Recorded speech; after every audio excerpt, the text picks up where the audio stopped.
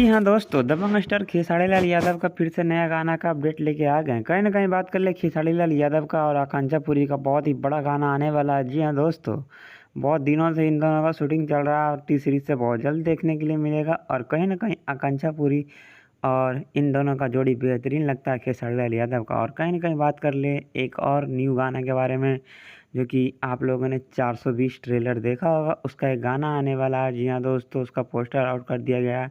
ये सुबह 10 बजे SR के म्यूजिक पे छोड़ा जाएगा। कहेंगे खेसारी लाल यादव का बहुत ही ब्लास्टेड सॉन्ग होगा।